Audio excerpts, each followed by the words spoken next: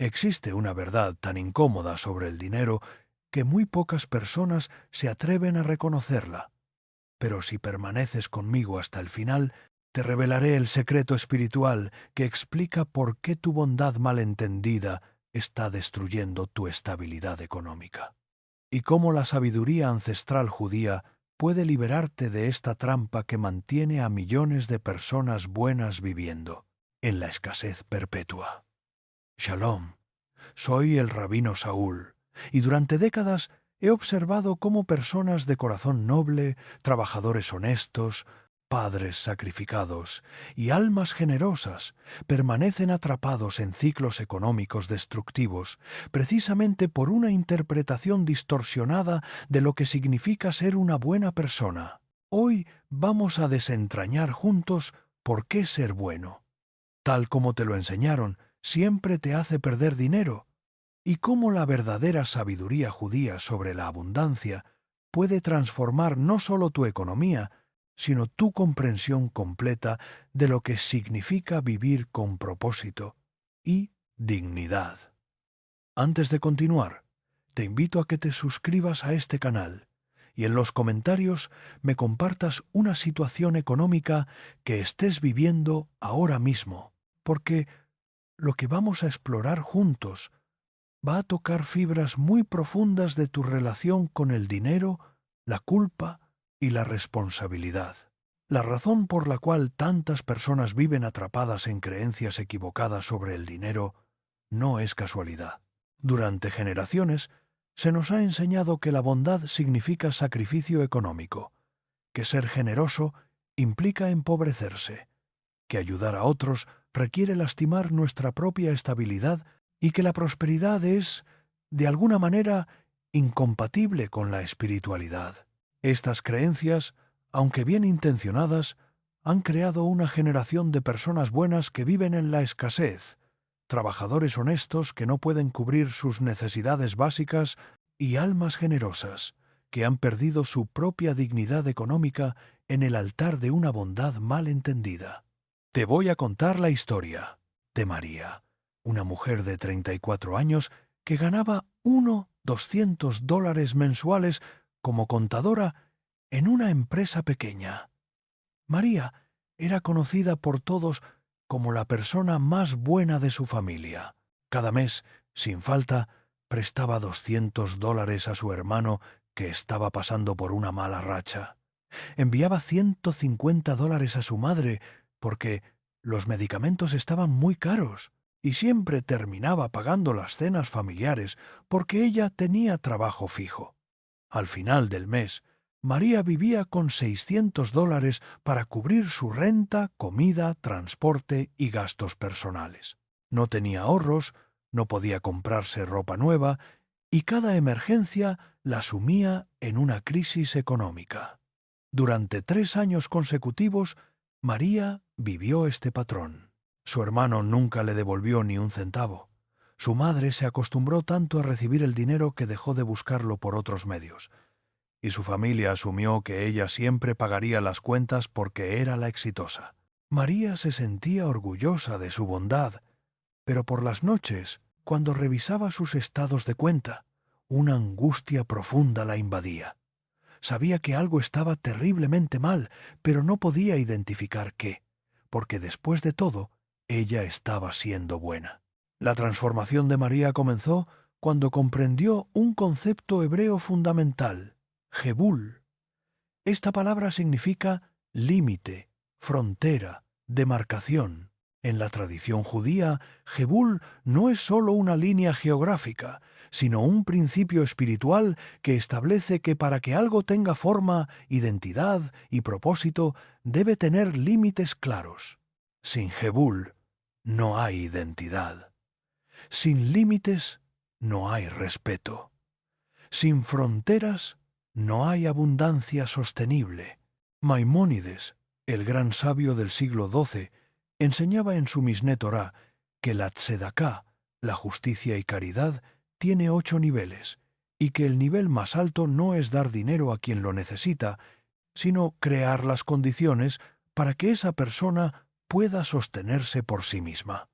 En otras palabras, La verdadera bondad no empobrece al dador ni perpetúa la dependencia del receptor. La verdadera bondad crea dignidad para ambas partes. ¿Te das cuenta de cuánto dinero pierdes cada vez que dices sí por culpa?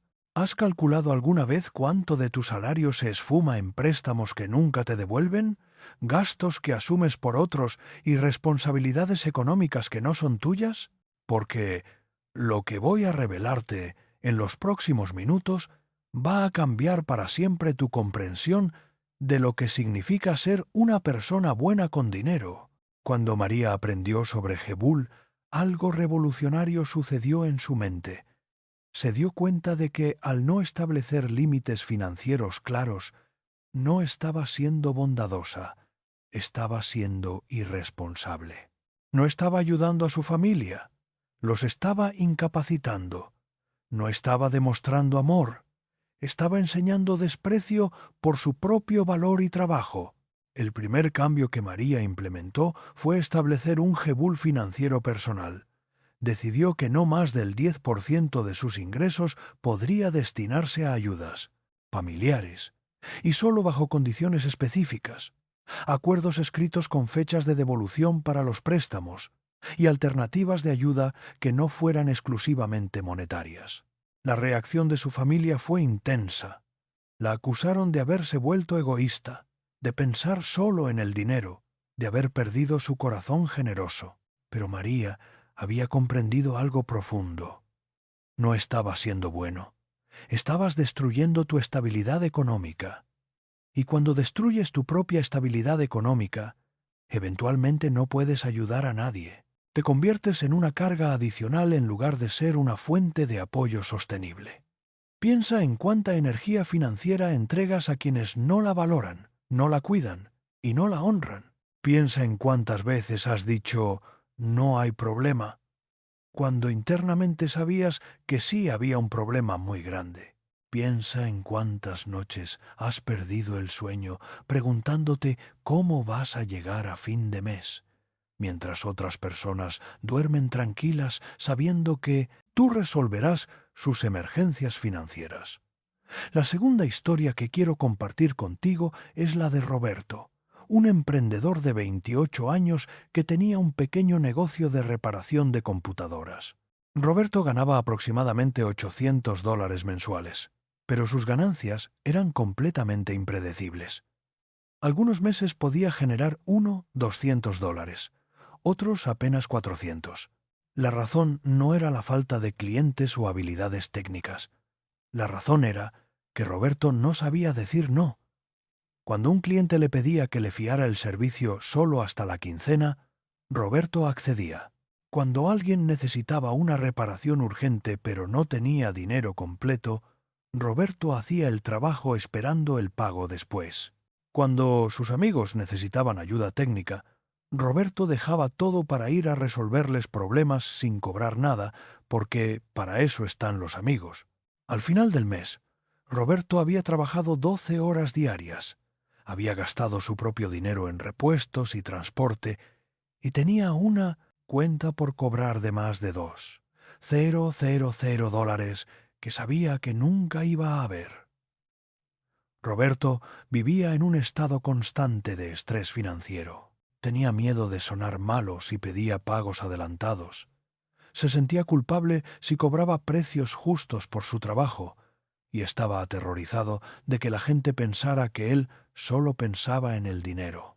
Mientras tanto, no podía pagar su renta a tiempo, no tenía ahorros para emergencias, y su negocio estaba al borde del colapso porque había confundido bondad con irresponsabilidad financiera. La transformación de Roberto comenzó cuando comprendió el concepto hebreo de Parnasa. Esta palabra significa sustento, pero en su dimensión espiritual más profunda, Parnasa se refiere al derecho y la responsabilidad divina de cada persona de ganarse la vida con dignidad. En la tradición judía, trabajar por un sustento justo no es codicia, es una obligación espiritual. Cobrar precios justos por tu trabajo no es avaricia, es honrar el valor que Dios ha puesto en tus habilidades. El Talmud enseña en el Tratado de Berajot que grande es el trabajo, porque honra al trabajador.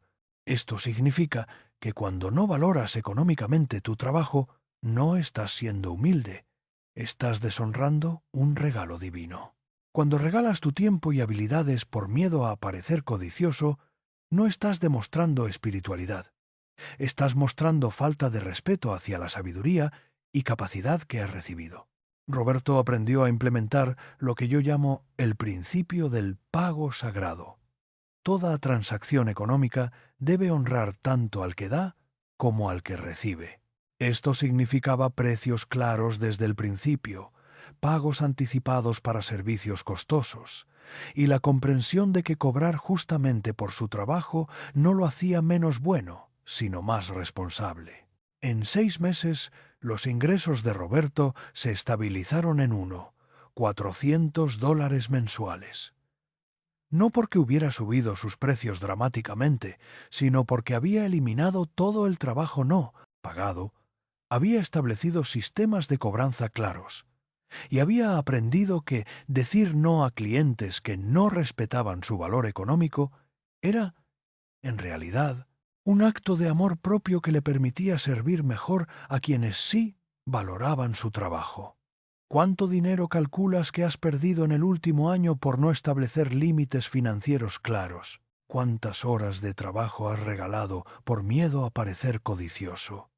¿En cuántas ocasiones has aceptado condiciones económicas injustas porque pensaste que eso te hacía una mejor persona?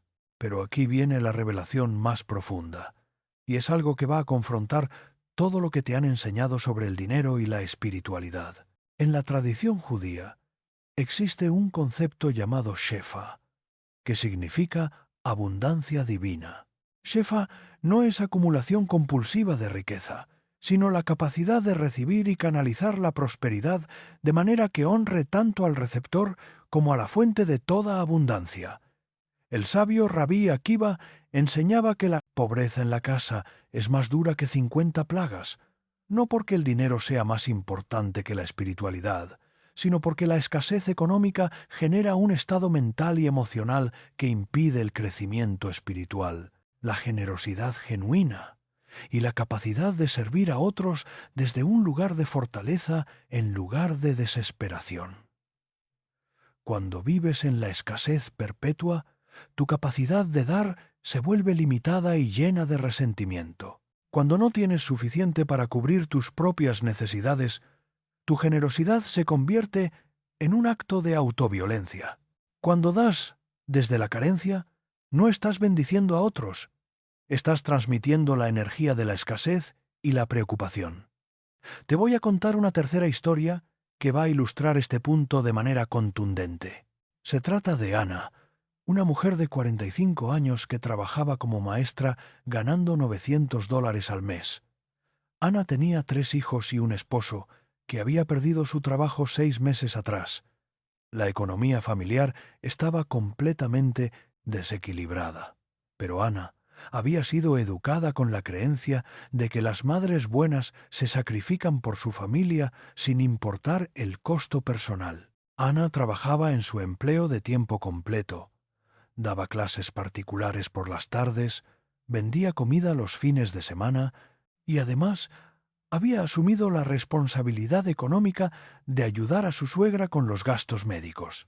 En total, Ana estaba generando cerca de $300 mensuales, pero 200 de esos dólares se iban a la suegra, 150 se perdían en gastos de transporte por los múltiples trabajos y el resto apenas cubría las necesidades básicas de la familia. Ana vivía en un estado de agotamiento físico y emocional extremo. Había desarrollado dolores de cabeza constantes, problemas digestivos y una irritabilidad que afectaba su relación con sus hijos. Pero cuando alguien le sugería que necesitaba reducir sus responsabilidades económicas, Ana respondía: «Una madre buena no abandona a su familia. Una mujer fuerte puede con todo». La realidad era que Ana no estaba siendo buena, estaba siendo autodestructiva. Su agotamiento la había convertido en una madre impaciente, Su estrés financiero creaba un ambiente de tensión constante en el hogar, y su incapacidad para establecer límites estaba enseñando a sus hijos que el valor de una persona se mide por cuanto sufre por otros. El concepto hebreo que transformó la perspectiva de Ana fue chesed, que normalmente se traduce como bondad o misericordia. Pero en su comprensión más profunda, chesed significa amor responsable. Chesed no es sacrificio que destruye al dador, sino cuidado que fortalece tanto al que da como al que recibe.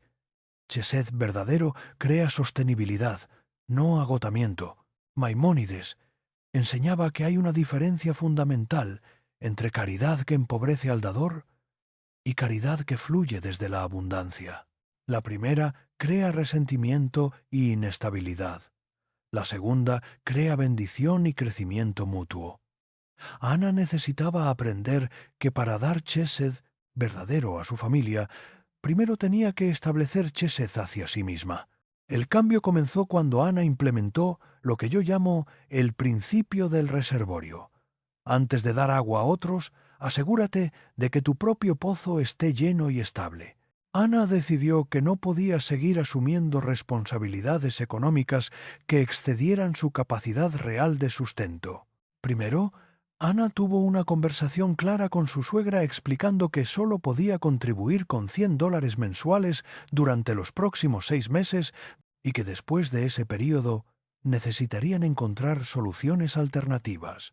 Segundo, Ana estableció que su esposo tenía la responsabilidad de generar al menos $300 mensuales, ya fuera a través de trabajos de medio tiempo, ventas o cualquier actividad que estuviera dentro de sus posibilidades. Tercero, Ana redujo sus trabajos adicionales a solo los fines de semana, recuperando tiempo para descansar y estar presente con sus hijos. La reacción familiar fue intensa. La suegra acusó a Ana de egoísmo, el esposo se sintió presionado, y algunos familiares comentaron que Ana se había vuelto dura. Pero algo extraordinario comenzó a suceder. Con menos estrés financiero y más tiempo de descanso, Ana recuperó su energía natural. Se volvió una madre más paciente, una esposa más presente y una persona más efectiva en su trabajo principal. 6 meses después, los ingresos familiares habían aumentado porque el esposo había encontrado un trabajo de medio tiempo. Ana había recibido un aumento en su salario por su mejor rendimiento y la suegra había aplicado a programas gubernamentales de apoyo que nunca había considerado mientras Ana resolvía sus problemas económicos. En unos minutos te voy a mostrar el motivo exacto por el que tus ingresos no crecen, pero antes necesito que comprendas algo fundamental. La abundancia no es un lujo espiritual, es una responsabilidad espiritual. Cuando vives en escasez perpetua, tu capacidad de crear valor en el mundo se reduce. Cuando estás constantemente preocupado por el dinero, tu creatividad, tu energía y tu capacidad de servicio se ven comprometidas. El Talmud relata la historia del rabí Eliezer, quien enseñaba que el que no tiene sustento no puede estudiar Torá adecuadamente. Esto no significa que la espiritualidad requiera riqueza, sino que cierto nivel de estabilidad económica es necesario para poder concentrarse en el crecimiento espiritual, la contribución al mundo y el servicio a otros. ¿Te has dado cuenta de cómo, cuando estás estresado por el dinero, tu capacidad de estar presente se reduce? ¿Has observado cómo las preocupaciones financieras afectan tu sueño, tu salud, tu paciencia con las personas que amas?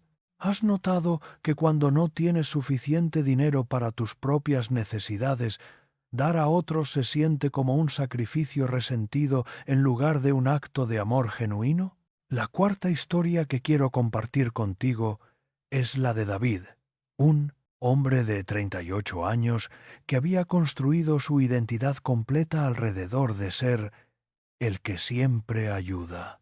David ganaba $500 mensuales como supervisor en una fábrica, pero vivía como si ganara 800. ¿Por qué? Porque había confundido ser bueno con ser el banco personal de toda su red social.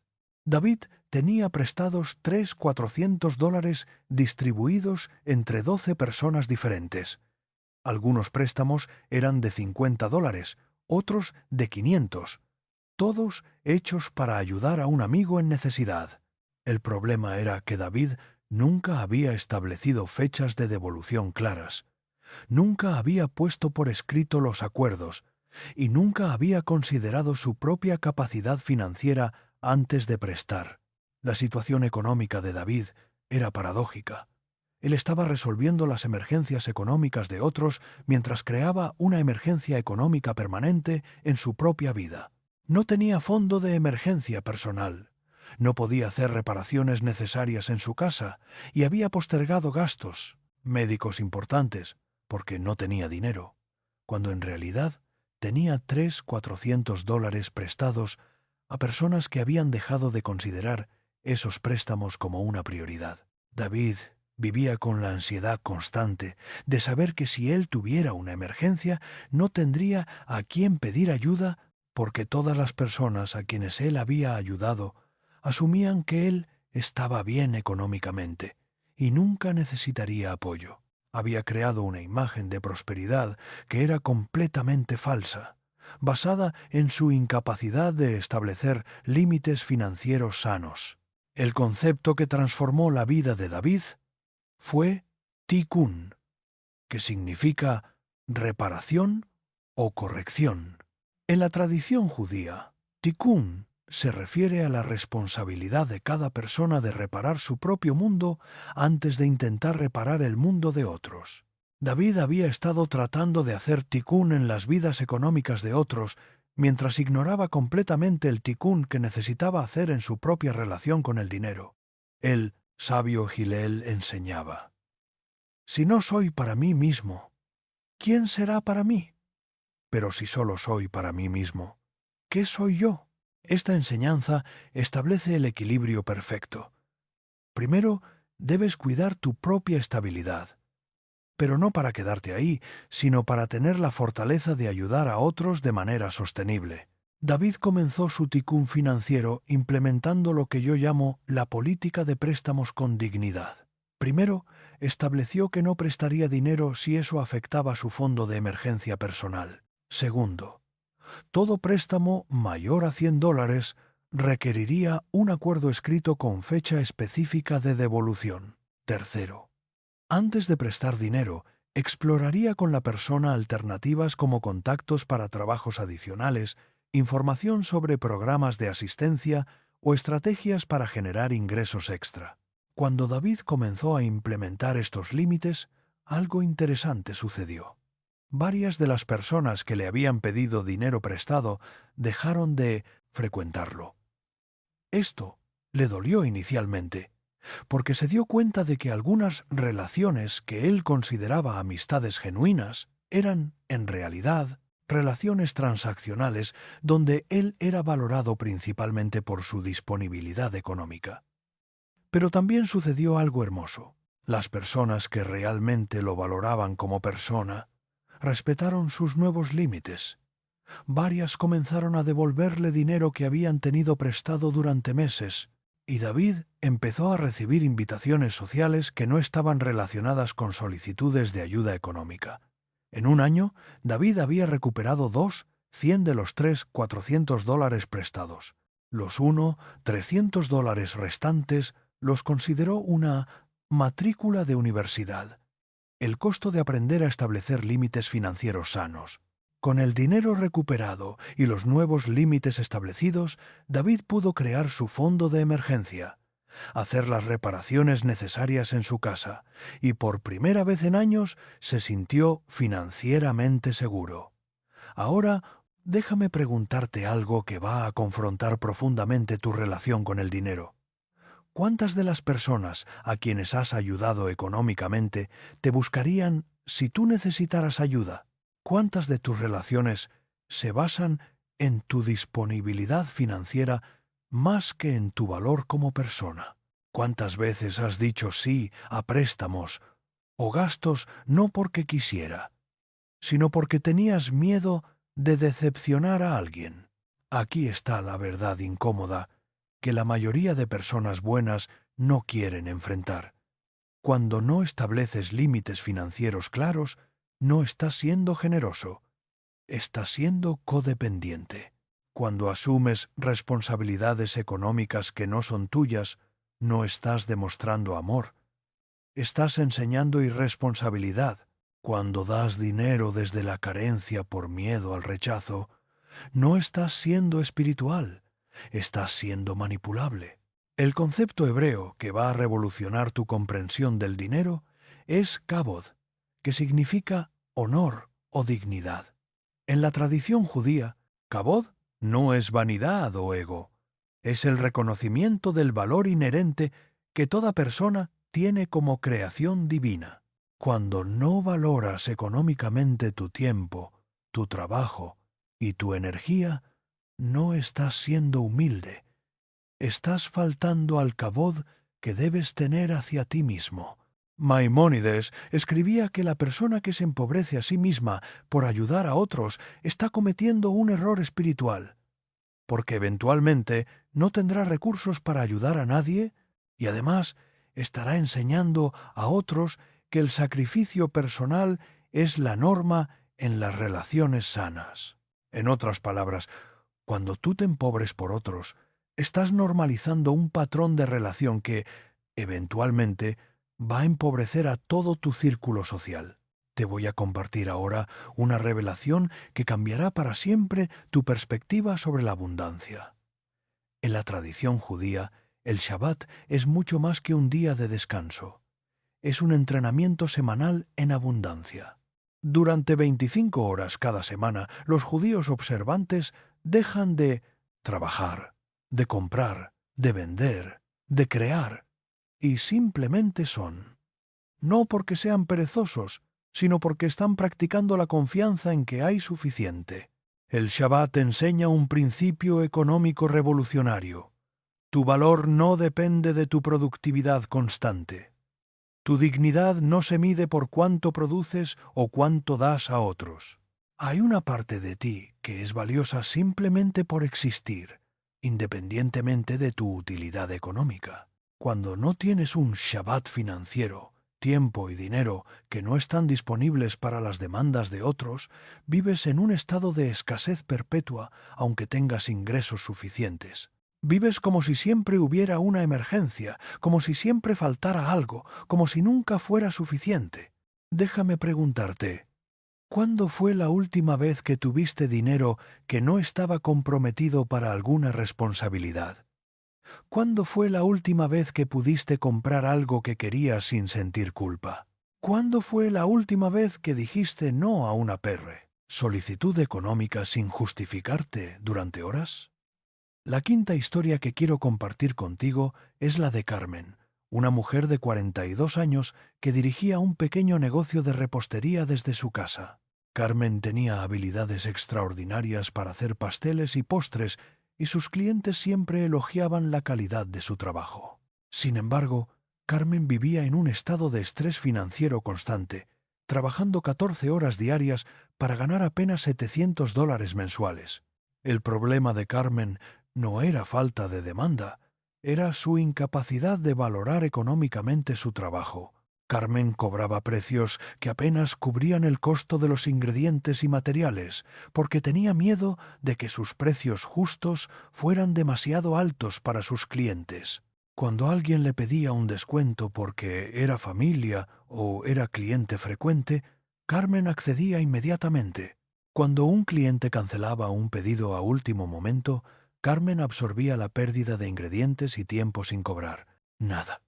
Carmen había construido un negocio donde ella trabajaba como esclava para que sus clientes pudieran disfrutar de productos de alta calidad a precios irracionales. Estaba orgullosa de ser accesible y considerada, pero internamente se sentía agotada, resentida y financieramente atrapada. La transformación de Carmen comenzó cuando comprendió que el concepto de tzedek, justicia, se aplica también a las transacciones económicas. Tzedek no significa solo dar caridad a los necesitados. Significa crear intercambios donde ambas partes reciben valor justo. Cuando Carmen cobraba precios que no le permitían vivir dignamente de su trabajo, no estaba siendo bondadosa, estaba creando injusticia.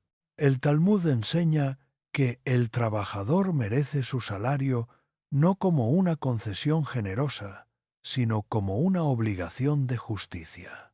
Cuando Carmen no cobraba precios justos por su trabajo especializado, no estaba siendo humilde, estaba violando el principio de Tzedek que requiere que cada intercambio económico honre a ambas partes.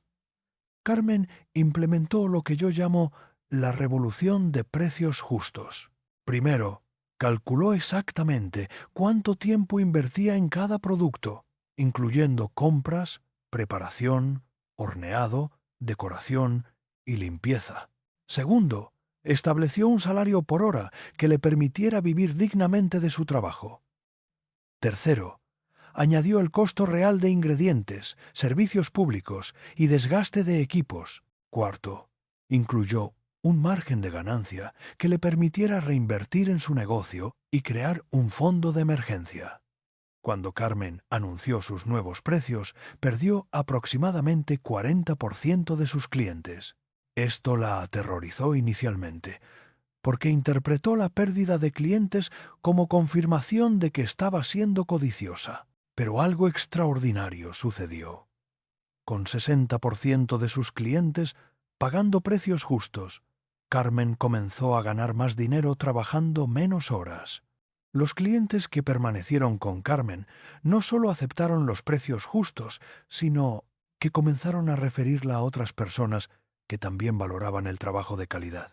Carmen descubrió que había estado atrayendo clientes que no respetaban su trabajo porque sus precios comunicaban que su trabajo no tenía valor. En 6 meses, Carmen estaba ganando $400 mensuales trabajando 8 horas diarias en lugar de 14.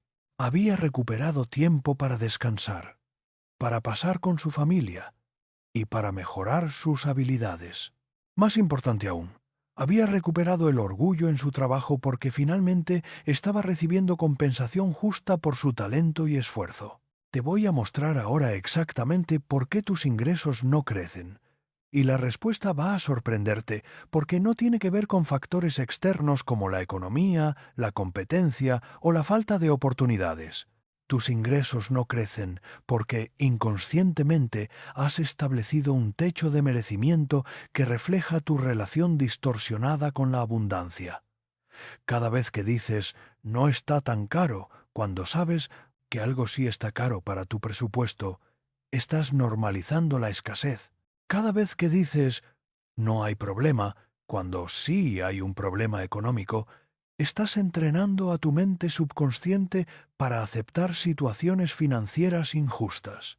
Cada vez que das dinero que no tienes para dar, estás reforzando la creencia de que tu estabilidad económica es menos importante que la comodidad emocional de otros. El concepto hebreo que va a liberar tus ingresos es emuna, que significa fe, pero no fe ciega, sino confianza activa en que hay suficiente abundancia en el universo para que tú vivas con dignidad económica. Emuna no es esperar que el dinero aparezca mágicamente, es actuar desde la convicción de que mereces recibir intercambio justo por el valor que creates. Cuando tienes emuna económica, no suplicas por trabajo, ofreces valor. No regalas tu tiempo por miedo al rechazo, estableces límites que honran tu energía. No aceptas cualquier precio por tus productos o servicios. Comunicas con confianza el valor real de lo que ofreces. No das dinero desde la carencia. Contribuyes desde la abundancia cuando genuinamente puedes hacerlo sin lastimar tu estabilidad. ¿Te has dado cuenta de que las personas que viven en abundancia sostenible no son necesariamente las que ganan más dinero, sino las que tienen límites más claros? ¿Has observado que las personas económicamente estables no son las más generosas con dinero, sino las que dan de maneras que fortalecen tanto al dador como al receptor? Permíteme compartir contigo una historia que ilustra perfectamente este punto. Se trata de Rafael, un mecánico de 35 años que trabajaba en un taller pequeño ganando $850 mensuales. Rafael era conocido en su barrio por ser el mecánico que siempre ayudaba. Hacía trabajos baratos para vecinos necesitados, reparaba carros de emergencia sin cobrar y constantemente estaba prestando herramientas que nunca le devolvían. Rafael se sentía orgulloso de su reputación de bondad, pero vivía en un estado de frustración económica constante. Trabajaba más horas que cualquier otro mecánico en la zona, pero ganaba menos dinero. Sus herramientas estaban constantemente prestadas, lo que reducía su eficiencia. Su tiempo estaba constantemente interrumpido por emergencias de otros que requerían trabajo inmediato sin pago inmediato. La transformación de Rafael comenzó cuando se dio cuenta de que su bondad estaba enseñando a las personas de su comunidad a no valorar el trabajo especializado. Al hacer reparaciones baratas o gratuitas, Rafael estaba comunicando que las habilidades mecánicas no tenían valor económico real. Al estar siempre disponible para emergencias sin costo, estaba enseñando que la planificación y responsabilidad personal no eran necesarias. Rafael implementó lo que yo llamo la dignidad del oficio. Primero, estableció precios estándar para todos sus trabajos, basados en el tiempo real que requería cada tarea y el valor market de servicios mecánicos en su área. Segundo, implementó una política de emergencias reales. Solo trabajaría fuera de horario por situaciones genuinamente críticas y siempre con un costo adicional que compensara la interrupción de su tiempo personal. Tercero, creó un sistema de préstamo de herramientas con depósito, donde las personas dejaban dinero como garantía que recuperaban cuando devolvían las herramientas en buen estado. La reacción de la comunidad fue mixed. Algunas personas acusaron a Rafael de haberse vuelto codicioso, pero otras comenzaron a respetarlo más como profesional. Rafael perdió algunos clientes que solo lo buscaban por sus precios bajos, pero ganó clientes que valoraban la calidad de su trabajo y estaban dispuestos a pagar precios justos. En 8 meses, Rafael había aumentado sus ingresos a $200 mensuales trabajando las mismas horas, pero con mucho menos estrés y interrupción. Había recuperado sus herramientas, había establecido horarios de trabajo que le permitían tiempo personal, y había comenzado a ahorrar dinero por primera vez en años. Pero el cambio más importante fue interno. Rafael recuperó el orgullo en su trabajo. Se dio cuenta de que al cobrar precios justos, estaba honrando las habilidades que había desarrollado durante años. Al establecer límites claros, estaba enseñando a su comunidad a planificar y valorar los servicios profesionales.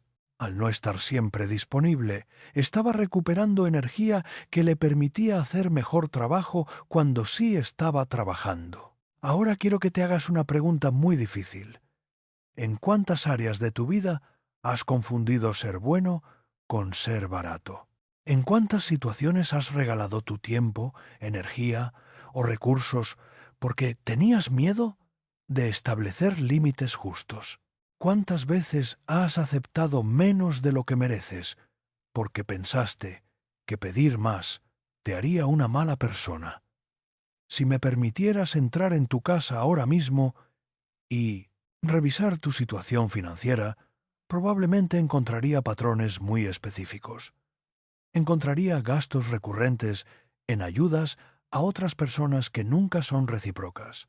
Encontraría tiempo regalado en trabajos o favores que no están compensados adecuadamente.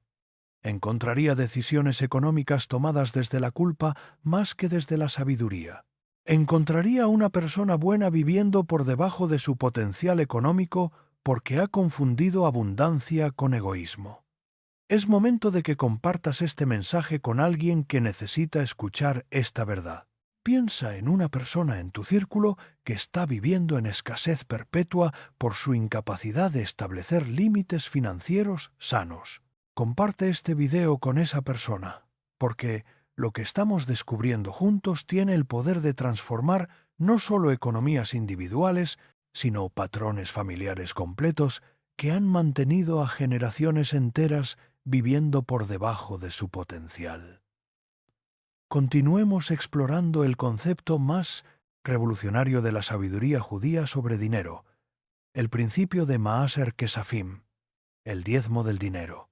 Tradicionalmente interpretado como dar el 10% de los ingresos a caridad, Maaser Kesafim tiene una dimensión mucho más profunda cuando se comprende correctamente.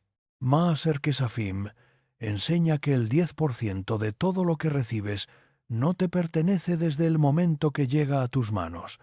Pertenece al universo, a la circulación de abundancia, al bien mayor.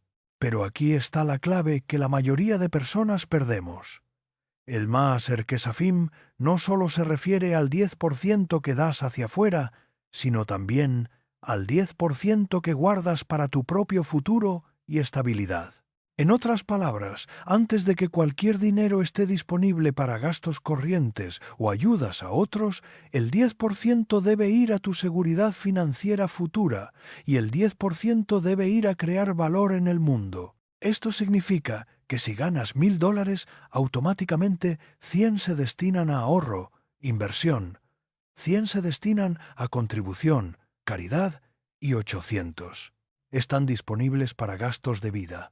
La séptima historia que quiero compartir contigo es la de Patricia, una enfermera de 32 años que ganaba $100 mensuales y vivía en un estado de ansiedad financiera constante. Patricia daba aproximadamente $200 mensuales en diferentes formas de ayuda: medicamentos para su abuela, útiles escolares para sobrinos, contribuciones para rifas benéficas, dinero para emergencias familiares. Patricia se sentía orgullosa de su generosidad, pero no tenía absolutamente nada ahorrado para emergencias propias. Cuando Patricia enfermó y necesitó tomar 2 semanas de incapacidad médica, su mundo económico colapsó. No tenía ahorros para cubrir la reducción de ingresos.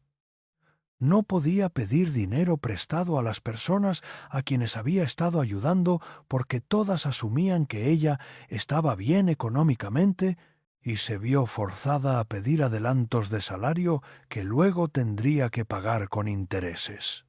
Patricia se dio cuenta de algo devastador. Había estado dando abundancia que no tenía, creando una imagen de estabilidad que era completamente falsa y enseñando a su familia a depender de ella económicamente sin nunca considerar que ella también podría necesitar apoyo. Cuando Patricia aprendió sobre Maaser Kesafim correctamente aplicado, todo cambió. Decidió que de sus $100 mensuales, 110 se destinarían automáticamente a un fondo de emergencia personal y 110 se destinarían a ayudas familiares y caridad. Esto le dejaba $880 para gastos de vida, lo cual era ajustado pero manejable. La reacción familiar fue intensa. Acusaron a Patricia de haberse vuelto egoísta porque había reducido sus ayudas de 200 a $110 mensuales. Pero Patricia había comprendido algo fundamental. No puedes dar abundancia sostenible desde la escasez personal. Cuando das desde la carencia, eventualmente el sistema completo colapsa. En un año, Patricia había ahorrado $320. Cuando volvió a Purera enfermarse, pudo tomar el tiempo necesario para recuperarse sin estrés financiero. Cuando su abuela necesitó una cirugía costosa, Patricia pudo contribuir con $300 de su fondo de emergencia sin afectar su estabilidad mensual. Cuando su hermano perdió el trabajo, Patricia pudo ayudarlo durante 2 meses, sabiendo que tenía recursos para hacerlo sosteniblemente. Pero lo más importante fue que Patricia recuperó la tranquilidad mental. Por primera vez en años, no vivía con el terror constante de que una emergencia la devastaría económicamente. Su generosidad se volvió más efectiva porque venía desde un lugar de fortaleza, no de sacrificio desesperado. ¿Te das cuenta de la paradoja? Patricia terminó ayudando más a su familia cuando estableció límites claros en su ayuda. Pudo ser más generosa cuando protegió su propia estabilidad primero. Se volvió una mejor fuente de apoyo cuando dejó de sacrificar su seguridad económica en el altar de una bondad mal entendida. Esto nos lleva al concepto más transformador de todos: Hitbodedut económica. Hitbodedut tradicionalmente se refiere a meditación en soledad, pero Hitbodedut económica significa tomarte tiempo regular para reflexionar honestamente sobre tu relación con el dinero, sin las voces de otras personas, sin las expectativas sociales, sin la culpa familiar. Durante tu Hitbodedut económica, te haces preguntas incómodas. ¿Cuánto dinero necesito realmente para vivir con dignidad? ¿Cuáles de mis gastos son realmente mis responsabilidades? ¿Y cuáles son responsabilidades que he asumido por miedo al conflicto? ¿En qué áreas estoy dando más de lo que puedo sostener? ¿Qué patrones de mi infancia estoy repitiendo con el dinero? ¿Qué creo que pasaría si dijera no a solicitudes económicas injustas? La octava historia que quiero compartir contigo es la de Miguel, un contador de 40 años que había construido toda su identidad alrededor de ser el exitoso de la familia. Miguel ganaba $800 mensuales, que era considerablemente más que sus hermanos y primos.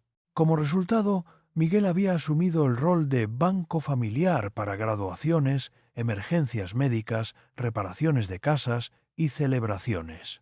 Miguel vivía en un departamento pequeño, manejaba un carro de 15 años y no había tomado vacaciones en 4 años, mientras que regularmente financiaba vacaciones familiares, compraba regalos costosos para sobrinos y cubría gastos de celebraciones donde él terminaba siendo el único que pagaba cuentas importantes. La ironía era que Miguel, quien era percibido como el más próspero de la familia, vivía con menos lujos y menos tranquilidad financiera que familiares, que ganaban menos, pero no tenían las expectativas económicas que recaían sobre él. Durante su primer Hitbodedut económica, Miguel se hizo una pregunta devastadora. ¿Qué parte de mi identidad familiar se basa en mi utilidad económica más que en mi valor como persona? Se dio cuenta de que tenía terror de ser valorado menos si dejaba de ser la fuente de soluciones financieras familiares. Miguel implementó lo que yo llamo la separación gradual de dependencia financiera.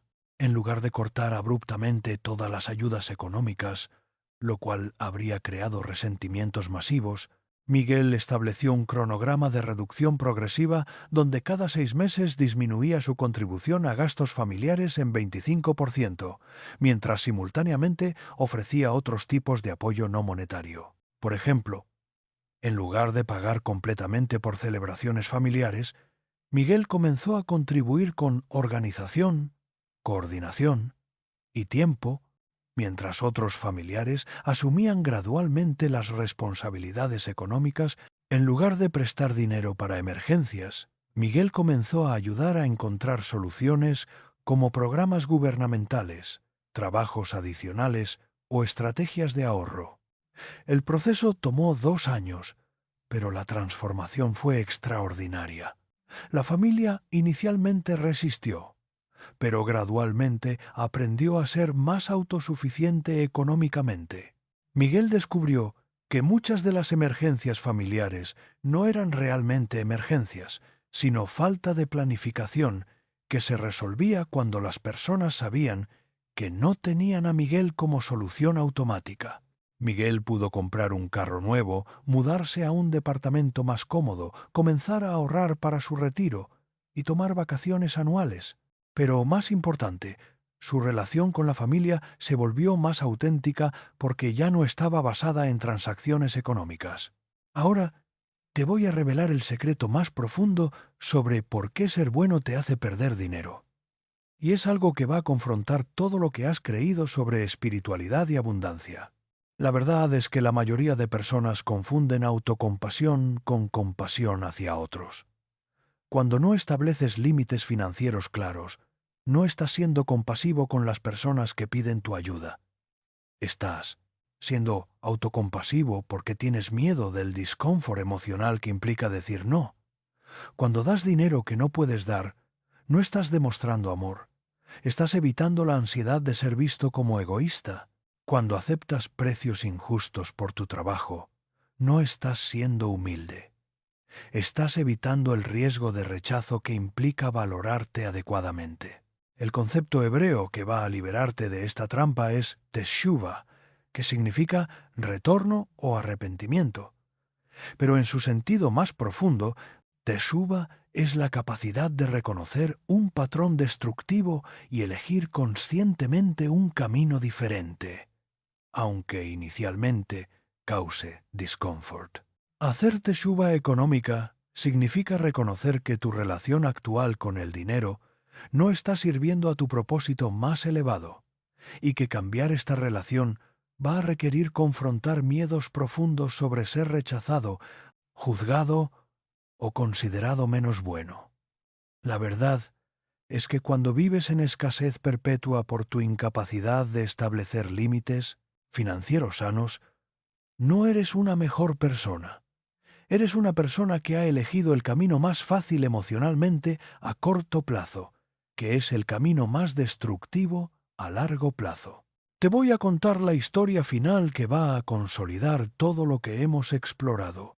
Se trata de Elena, una mujer de 29 años que trabajaba como diseñadora gráfica independiente.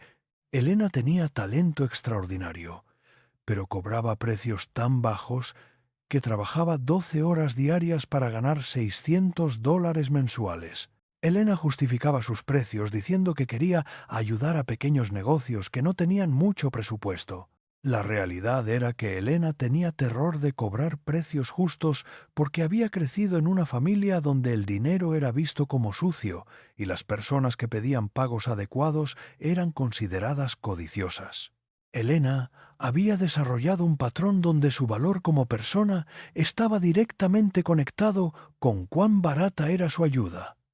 Elena vivía con sus padres porque no podía costear un departamento propio, no tenía seguro médico porque no podía pagarlo, y trabajaba en una computadora de 5 años porque no tenía dinero para equipos nuevos. Pero se sentía orgullosa de estar ayudando a pequeños negocios con precios accesibles. El problema era que Elena no estaba ayudando, estaba habilitando. Sus precios irracionales estaban enseñando a sus clientes que el diseño gráfico no tenía valor real, que los profesionales creativos debían trabajar por amor al arte más que por sustento digno, y que establecer precios justos era codicia. La transformación de Elena comenzó cuando se dio cuenta de que su bondad estaba perpetuando un sistema donde los trabajadores creativos no podían vivir dignamente de sus habilidades. Al cobrar precios insostenibles, Elena estaba dañando no solo su propia economía, sino la industria completa del diseño gráfico. Elena hizo teshuva económica implementando lo que yo llamo la revolución del valor real. Primero, calculó exactamente cuánto necesitaba ganar para vivir independientemente con dignidad. Segundo, investigó precios market reales para servicios de diseño gráfico de su calidad. Tercero, estableció precios que reflejaran el valor real de su trabajo especializado. Cuarto, creó paquetes de servicios que comunicaran claramente el valor que sus clientes recibirían. Cuando Elena anunció sus nuevos precios, perdió 70% de sus clientes inmediatamente. Esto la aterrorizó porque interpretó la pérdida como confirmación de que estaba siendo codiciosa, pero en lugar de retroceder, Elena decidió dar 6 meses a su nueva estrategia antes de evaluar resultados. Durante esos 6 meses, algo extraordinario sucedió.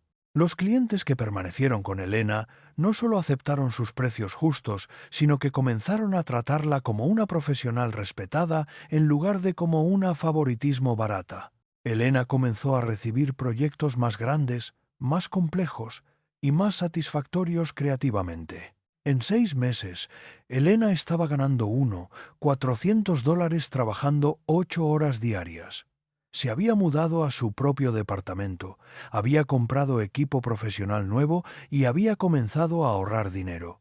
Pero el cambio más importante fue que Elena recuperó respeto por su propio trabajo y habilidades. Un año después, Elena estaba ganando $200 mensuales. Tenía una lista de espera de clientes que valoraban su trabajo y había comenzado a enseñar cursos de diseño a precios justos, ayudando a otros diseñadores a escapar de la trampa de precios insostenibles. Elena se dio cuenta de que cuando había cobrado precios irracionales, no había estado ayudando a pequeños negocios, había estado habilitando expectativas irreales que dañaban toda la industria creativa. Cuando estableció precios justos, estaba enseñando a sus clientes a valorar el trabajo profesional, lo cual beneficiaba a todos los diseñadores en su mercado. ¿Te das cuenta del patrón? En cada una de estas historias, la transformación económica real comenzó cuando la persona dejó de confundir bondad con autolesión financiera. Cuando María estableció límites familiares, cuando Roberto valoró su trabajo técnico, cuando Ana protegió su energía, cuando David recuperó sus préstamos, cuando Carmen cobró precios justos, cuando Rafael dignificó su oficio, cuando Patricia ahorró antes de dar, cuando Miguel separó identidad de utilidad económica y cuando Elena respetó su talento creativo. En todos los casos, la pérdida inicial de personas que no respetaban límites financieros sanos fue seguida por la ganancia de relaciones y oportunidades más genuinas, más sostenibles y más mutuamente beneficiosas. Ahora te voy a dar las herramientas prácticas que van a transformar tu economía implementando los principios espirituales que hemos explorado. Estas no son técnicas de autoayuda superficial, son aplicaciones concretas de sabiduría ancestral judía a situaciones financieras modernas. Primera herramienta: el Shabbat financiero semanal. Cada semana establece 25 horas donde no gastas dinero, no discutes dinero, no preocupas por dinero y no tomas decisiones económicas importantes. Durante este tiempo, practicas la fe de que hay suficiente, que tu valor no depende de tu productividad económica y que el descanso es tan sagrado como el trabajo. Este Shabbat financiero entrena tu mente subconsciente para salir del modo de escasez perpetua. Segunda herramienta: la regla del Maaser personal. Antes de que cualquier dinero esté disponible para gastos corrientes o ayudas externas, el primer 10% va automáticamente a tu fondo de estabilidad futura. No es negociable, no es opcional, no depende de si sobra dinero. Es tan sagrado como pagar renta o comprar comida. Tu futuro económico es tu primera responsabilidad espiritual. Tercera herramienta: el inventario de Jebul mensual. Una vez al mes, revisa todas las áreas donde estás dando tiempo, energía o dinero, sin límites claros. Pregúntate: ¿esta situación es sostenible a largo plazo? ¿Esta ayuda está fortaleciendo o debilitando a la otra persona? ¿Esta generosidad viene desde abundancia o desde carencia? ¿Qué pasaría si establezco límites más claros aquí? Cuarta herramienta: la práctica de precios justos. Si vendes productos o servicios, calcula matemáticamente cuánto necesitas cobrar para vivir con dignidad de tu trabajo. Incluye el costo real de materiales, tiempo de preparación, tiempo de ejecución, tiempo de administración, gastos operativos y una ganancia que te permita reinvertir en mejorar tu capacidad. Cualquier precio por debajo de este cálculo es autolesión financiera disfrazada de bondad. Quinta herramienta: el protocolo de préstamos conscientes. Antes de prestar dinero a alguien, hazte 3 preguntas. ¿Puedo dar este dinero como regalo sin afectar mi estabilidad? Si no, ¿estoy dispuesto a establecer un acuerdo escrito con fecha de devolución? Si no, ¿qué alternativas puedo ofrecer que no sean dinero? Solo presta dinero cuando las 3 respuestas sean claras y honestas. Sexta herramienta, la limpieza de deudas tóxicas. Haz una lista de todo el dinero que tienes prestado sin fechas claras de devolución. Categorízalo. Dinero que probablemente recuperarás, dinero que nunca verás y dinero en zona gris. Para el dinero que nunca verás, haz una ceremonia de liberación donde conscientemente lo sueltas como matrícula de universidad en establecimiento de límites. Para el dinero recuperable, establece fechas y conversaciones claras. Para el dinero en zona gris, decide caso por caso si vale la pena el esfuerzo de recuperación. Séptima herramienta. El ayuno de gastos emocionales. Una vez a la semana, practica no gastar dinero en nada que no sea absolutamente necesario. Esto incluye no comprar por impulso, no pagar gastos de otros por culpa y no tomar decisiones económicas desde estados emocionales intensos. Este ayuno entrena tu capacidad de separar emociones de decisiones financieras. Octava herramienta. La declaración de valor personal. Escribe una declaración clara de cuánto vale tu hora de trabajo, tu tiempo personal y tu energía emocional. Memoriza esta declaración. Úsala como referencia interna cada vez que alguien te pida tiempo, trabajo o ayuda económica sin compensación adecuada. Tu tiempo y energía tienen valor sagrado. Tratarlos como si no tuvieran valor es una forma de violencia espiritual hacia ti mismo. Novena herramienta. El consejo de abundancia personal. Crea un grupo de 3 hasta 5 personas que estén comprometidas con vivir en abundancia sostenible, no en escasez perpetua. Reúnanse mensualmente para revisar decisiones económicas importantes, celebrar límites establecidos exitosamente y apoyarse mutuamente en mantener estándares financieros dignos.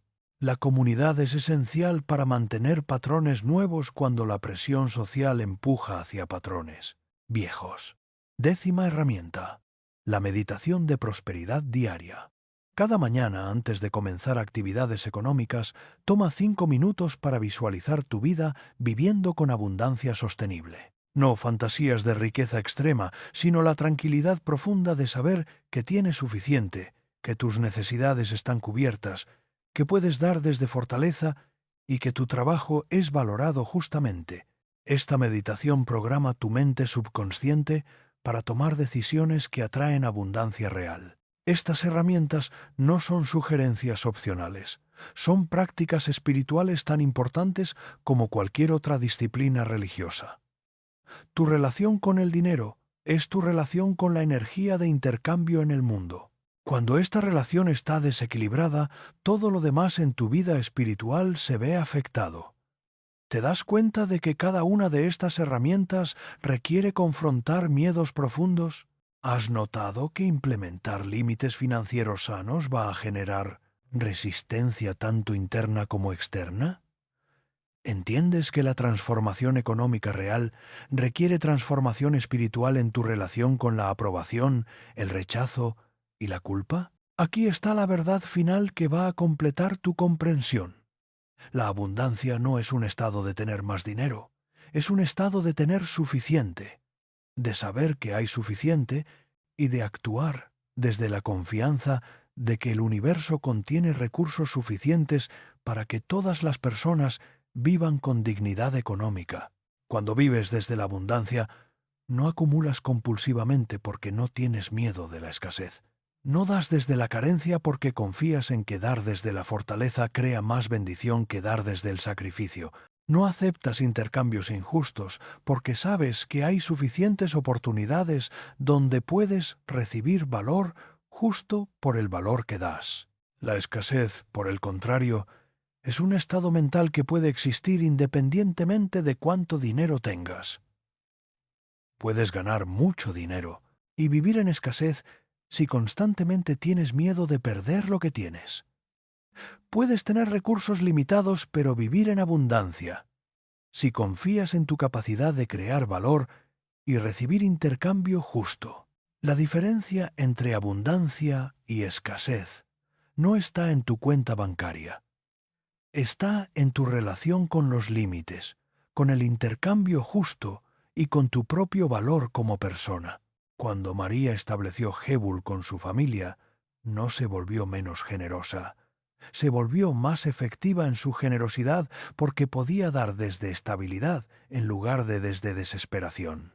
Cuando Roberto valoró su Parnasa, no se volvió codicioso. Se volvió más capaz de servir a clientes que respetaban su expertise. Cuando Ana practicó Chesed hacia sí misma, no se volvió egoísta. Se volvió una mejor madre porque recuperó energía y presencia.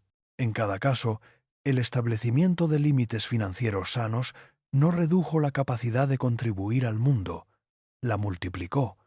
No disminuyó el amor hacia otros, lo purificó de codependencia y resentimiento. No eliminó la generosidad, la volvió sostenible y genuina. Esta es la paradoja hermosa de la sabiduría judía sobre abundancia. Cuando proteges tu propia estabilidad económica primero, tienes más recursos para ayudar a otros. Cuando valoras tu trabajo adecuadamente, puedes servir mejor a quienes necesitan tu expertise. Cuando estableces límites claros, puedes dar desde amor auténtico en lugar de dar desde miedo al conflicto. El universo está diseñado para la abundancia compartida, no para el sacrificio que empobrece al dador. La creación contiene recursos suficientes para que todas las personas vivan con dignidad, pero solo si cada persona asume la responsabilidad de valorar y proteger sus propios recursos mientras contribuye al bienestar común desde un lugar de fortaleza. Cuando no valoras tu tiempo, energía y habilidades adecuadamente, no estás siendo espiritual. Estás perturbando el equilibrio divino que requiere intercambio justo para ser sostenible. Cuando das desde la carencia, no estás bendiciendo, estás transmitiendo la vibración de escasez. Cuando aceptas menos de lo que mereces, no estás demostrando humildad. Estás enseñando al mundo que el trabajo valioso puede ser obtenido sin compensación justa. Tu transformación económica es, por lo tanto, un acto de responsabilidad espiritual. Cuando vives en abundancia sostenible, estás modelando para otros que es posible ser bueno y próspero, generoso y estable, espiritual y financieramente digno. Pero esta transformación requiere valor. Valor para desilusionar a personas que están acostumbradas a tu disponibilidad económica ilimitada. Valor para confrontar creencias familiares sobre dinero que han sido transmitidas durante generaciones. Valor para valorarte económicamente aunque otros te juzguen como codicioso. Valor para confiar en que el universo contiene suficiente abundancia para ti también. El concepto final que quiero compartir contigo es Tikkun Olam, que significa reparación del mundo. Tikkun Olam no es solo trabajar por justicia social externa. Incluye reparar los patrones económicos destructivos en tu propia vida que perpetran ciclos de escasez y codependencia. Cuando estableces límites financieros sanos, estás haciendo Tikkun Olam porque estás enseñando a tu círculo social que las relaciones deben basarse en respeto mutuo, no en dependencia económica. Cuando cobras precios justos por tu trabajo, estás haciendo Tikkun Olam porque estás elevando los estándares de tu industria para todos los trabajadores. Cuando ahorras antes de dar, estás haciendo Tikkun Olam porque estás creando estabilidad que te permite contribuir sosteniblemente a largo plazo. Tu bienestar económico no es egoísmo, es responsabilidad espiritual. Tu abundancia personal no es codicia, es una plataforma desde la cual puedes crear más abundancia para otros. Tu estabilidad financiera no es materialismo, es la base que te como hemos estado. Permite enfocarte en crecimiento espiritual en lugar de supervivencia económica. La transformación que has experimentado durante nuestra conversación no es solo intelectual, es una activación espiritual. Has recordado algo que sabías en el nivel más profundo de tu alma, que fuiste creado para vivir con dignidad, para intercambiar valor justamente y para contribuir al mundo desde fortaleza, no desde sacrificio desesperado. Ahora necesito que escribas en los comentarios la siguiente declaración, porque al escribirla estás sellando un compromiso interior con tu propia abundancia. Merezco vivir con estabilidad económica, valoro mi trabajo justamente, establezco límites que honran mi energía y confío en que hay suficiente abundancia en el universo para mí también. Escribe esta declaración completa en los comentarios. No la modifiques, no la acortes, no agregues explicaciones. Al escribirla exactamente como está, estás haciendo un compromiso público con tu presentes. Transformación económica. Estás declarando que tu época de confundir bondad con autolesión financiera ha terminado. Estás anunciando que comenzarás a vivir desde abundancia consciente en lugar de escasez perpetua. Esta declaración es tu teshuva económica, tu retorno a la relación correcta con el dinero, el intercambio y tu propio valor. Es tu entrada formal a una vida donde ser bueno y ser próspero no solo son compatibles, sino complementarios. Es tu primera acción desde tu nueva identidad como una persona que entiende que la abundancia sostenible no es un lujo espiritual, sino una responsabilidad sagrada hacia ti mismo y hacia el mundo que merece recibir la mejor versión de quien eres, no la versión agotada y resentida que resulta de dar desde la escasez. Escribe la declaración ahora. Tu nueva vida económica comienza en el momento que honras tu propio valor lo suficiente para escribir esas palabras y comprometerte con vivirlas. Shalom y abundancia sagrada para tu camino.